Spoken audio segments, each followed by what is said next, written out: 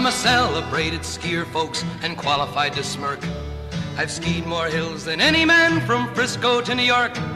But talking about the skiing I've done is my one and only quirk, especially when I'm... My favorite saying is life is much too important to take seriously.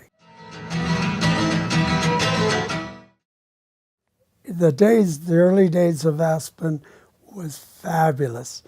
Somebody once said, hey, if you remember the 60s and 70s, you weren't here.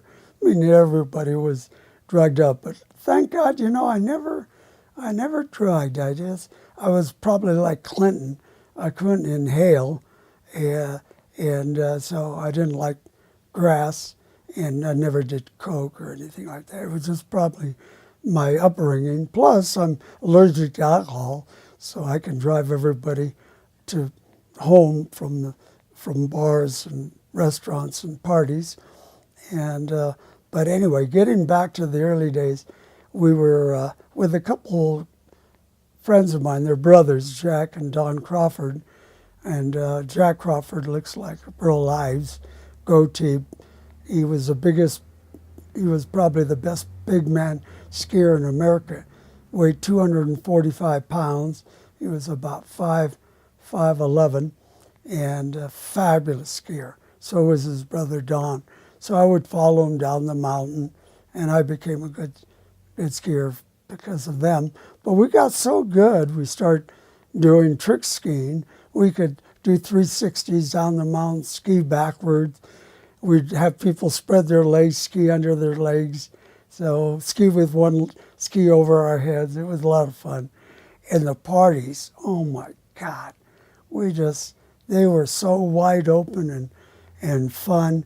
And big wealthy guys from Miami would throw parties on the Red Mountain that throw doors open, catered for 150 people, of which they knew 30, and the rest were, guest to guest, or they said, hey, bring us a lot of people. And there was a man that gets a lot of negative press that I call a friend, is a wonderful man, and his name is David Koch Industries. Koch is 6'6", and I think just such a down-to-earth man. Well, he would throw parties when he was a bachelor, and he didn't get married until he was 50, and he's 75 today. He would throw parties for 1,000 people. He had a double lot by the music tent, and he would tent the back of the house, double tents, big tents, 100 feet by 100 feet, plus his home, and have live bands and catered. There'd be tables of food in different sections, Asian food and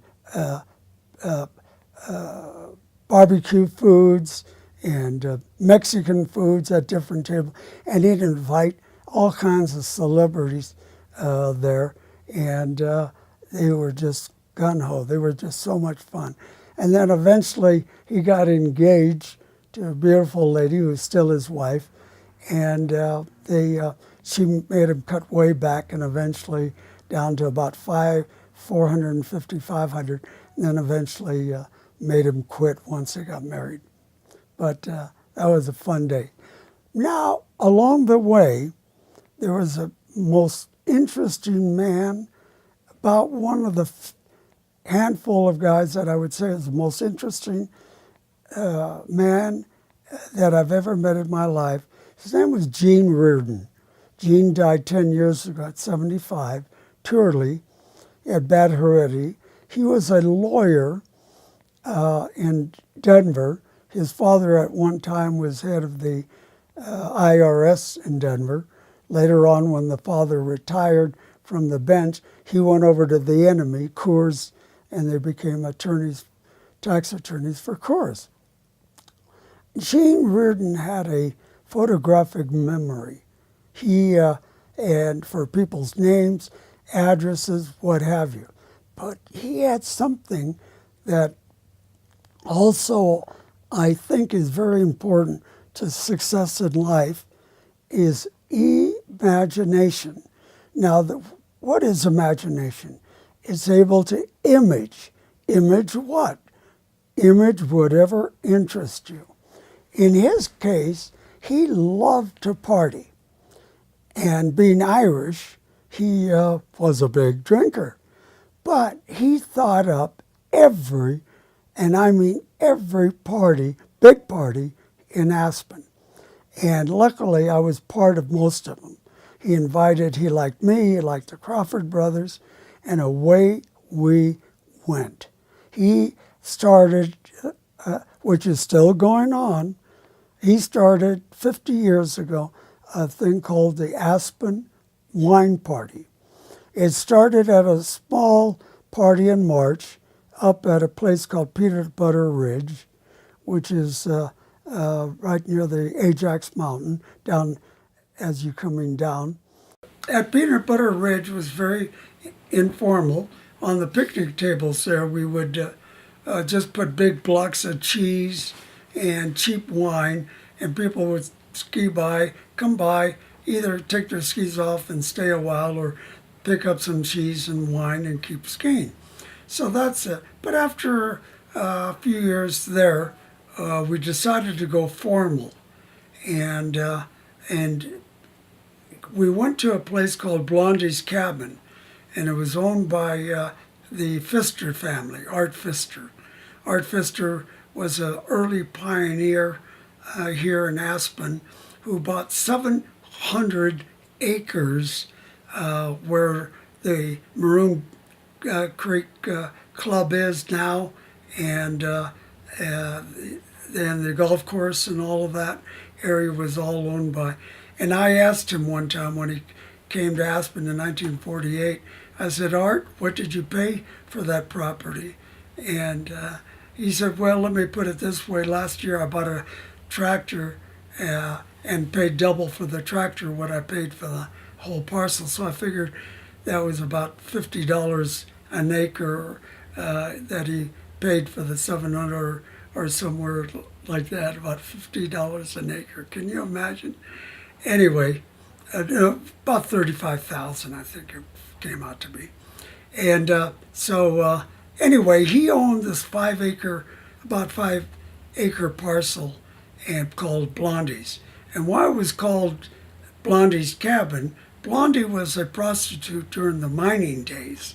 And she would, the story goes, service the miners right in the little log cabin.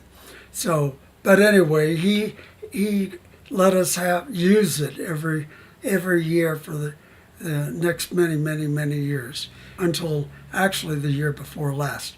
And so we would fence it in, and by the Aspen Ski Corps, they loved our party because more people went up the gondola and paid the price for the fee and what have you. So we would have parties for an average of 500 people, and they usually was on the second week of March, and we by invite only, and we'd have a disc jockey, we had a dance floor, we'd pack it in, and then we also had beer, wine, and soft drinks and water, and we had hot food on the mountain catered by local restaurants.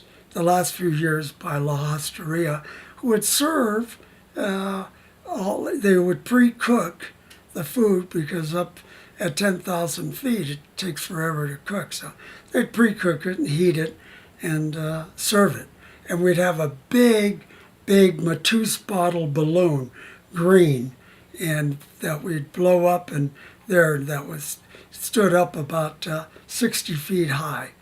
And so it was the party to go to.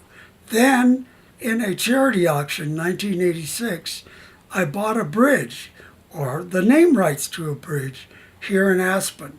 And it's right by the old Aspen Art Museum, John Denver Station, and the theater in the park. And I bought the name rights to it, and I put plaques on both sides. And now for it's next year will be 30 years at the Ron Krajian Bridge. So then Gene Reardon again said, why don't we have a summer party? And we'll call it the Tour de Rump. Not Trump, Rump.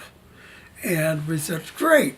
So four of us started the party, and away we went.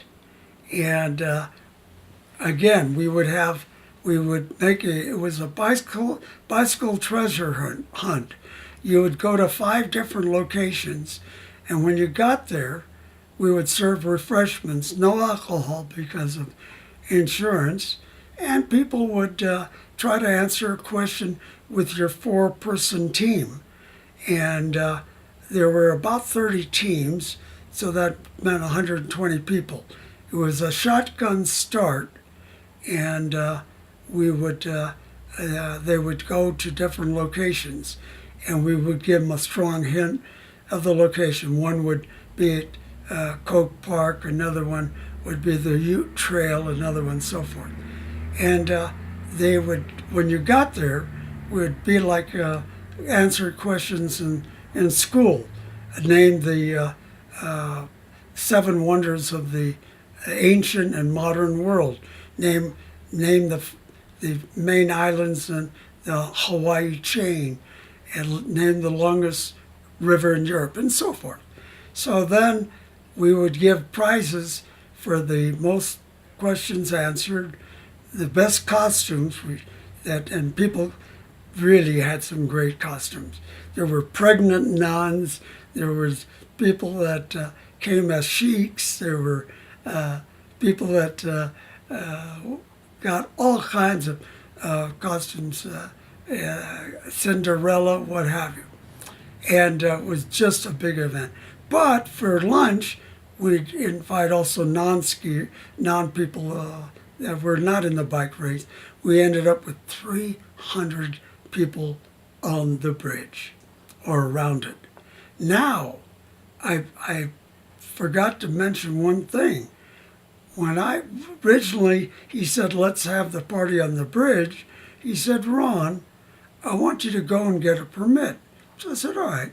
So I go to the Parks and Recreation. They said, what are you going to do? I said, we're going to have a party. You're going to serve food? Yeah. You're going to serve liquor? Yeah. On the bridge? I said, yeah. You can't do that. I said, oh, all right. So I go back and told Gene this. Gene said, let's do it anyway, see what happens. We did it for the next 21 years. Nobody said a word. And finally, about 4 years ago, some young, nice kid in his 30s said, hey, you got a permit? We said, no, we need a permit. Oh, of course you need a permit. So they kicked us off, and now the last 4 years we've been at Coke Park. But then we went on to other parties. Another one was the Fish House Punch Party, and that was during the holidays. And we'd take over the ballroom of the Hotel Jerome. So it was all Gene Reardon's imagination. Then we did a New York party where we would take the Circle Lines and rent the entire ship for that evening, which went around the Statue of Liberty, and invite 300 people at black tie and serve them food. So on and on. So we got to be characters like Gene Reardon. Jack and his brother Don, by the way, were the biggest developers in the history of Hawaii for land. They at one time owned 16,000 acres behind the Kona coast up in the Black Lava Rock, and subdivided into 12 1,000-acre parcels and sold it all over every state in America and 44 foreign countries, and retired very wealthy. Well, in the old days, and a lot of people miss the old Aspen, which I do too, but there are things I don't miss about the old Aspen. But I'll start with the good part. In old Aspen, remember Ron Popeil? He invented the Vegematic, and it cuts, it slices, peels. Well, he owned a house right above where I lived at the Tipple Inn, and he would have parties, and in those days, everybody mixed, and nobody ever wore a jacket for the men, or women didn't dress. Everybody had jeans and real casual wear, but plumbers and ski instructors and waitresses and multimillionaires all mixed. You wouldn't even know one from another, and then something happened. Aspen was discovered by the super rich, and little by little, as all these big homes were built up on Red Mountain, Starwood, it started changing. And little by little, the millionaires started inviting mostly other millionaires or famous people, and it got segregated. And the people that had less money had their parties, and the wealthy, and it's that way for about the last, I'd say, 20 years. Things I do like about today, and wasn't crazy about the old days, is that in the old days you had to take 3 chairlifts to go up Ajax, where we mostly skied, and it was so cold. You don't get cold skiing, by the way. You get cold standing around in lines or sitting in the chair being snowed on, and that's where you get cold. So by the time you got up to the top, you're freezing.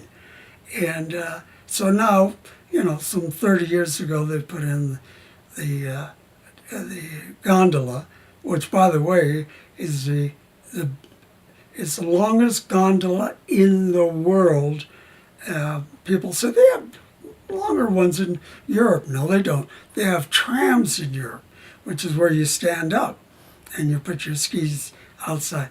No, this is gondola.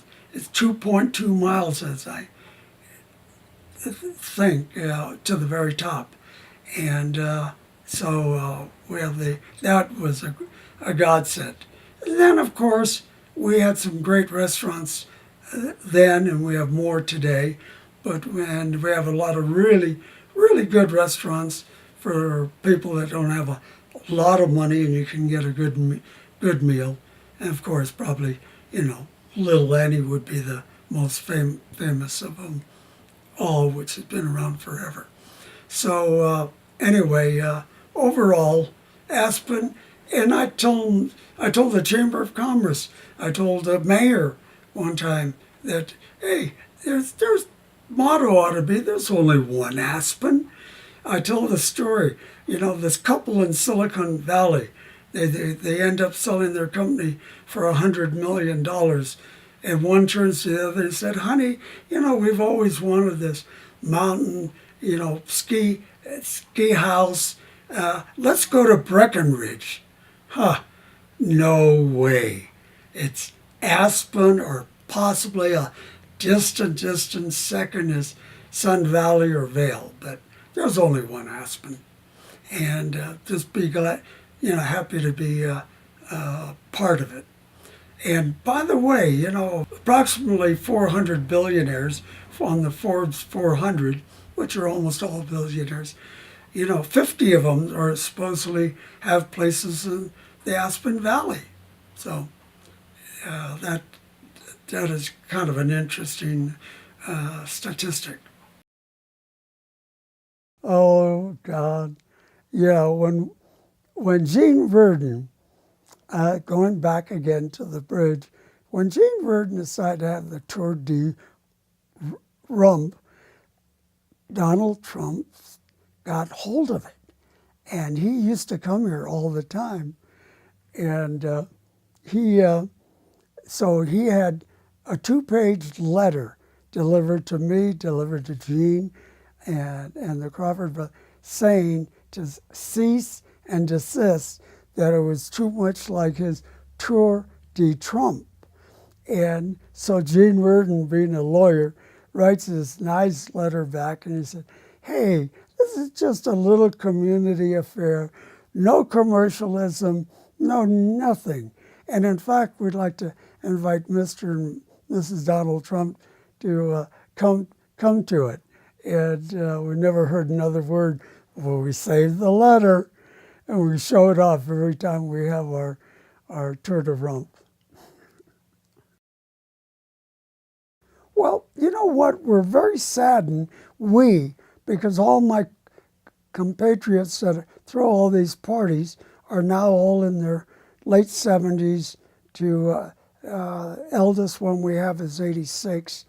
And there's nobody coming along to do the parties we've been doing for 50 years, 40 and 50. There's no snowboarders, no kids, 25, 30 years old that are doing these parties anymore.